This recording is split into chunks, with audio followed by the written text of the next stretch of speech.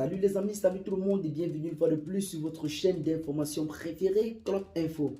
Aujourd'hui, nous continuons une fois de plus du côté du Mali où nous avons un message très fort venant de la part du Kremlin qui vient là une fois de plus reconforter le peuple malien ainsi que les autorités de la transition.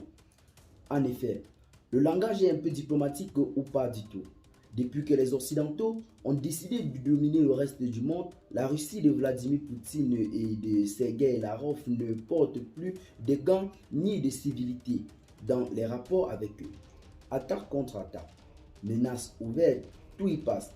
Face aux velléités expansionnistes des États-Unis, la France, la Grande-Bretagne, l'Union européenne et leurs organisations du traité de l'Atlantique Nord, en abrégé OTAN, la Russie ne cesse de riposter dans le dossier malien. Sergueï Lavrov vient de démontrer ou alors de sortir ses griffes contre ces derniers.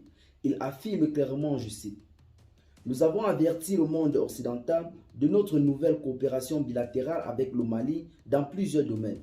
Donc, nous serons impitoyables dorénavant envers tous ceux qui tenteront de déstabiliser le Mali. Fin de citation, a rugi le chef de la diplomatie russe et révèle la face cachée des Européens.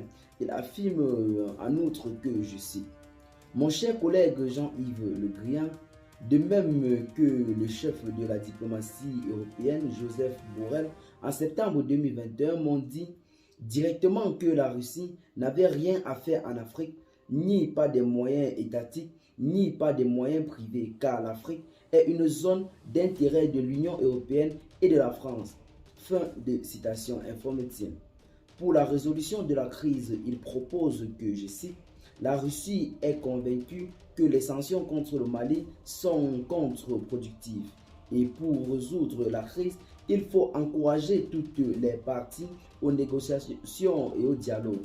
Fin de citation, a déclaré le ministre russe des Affaires étrangères Sergueï Lavrov.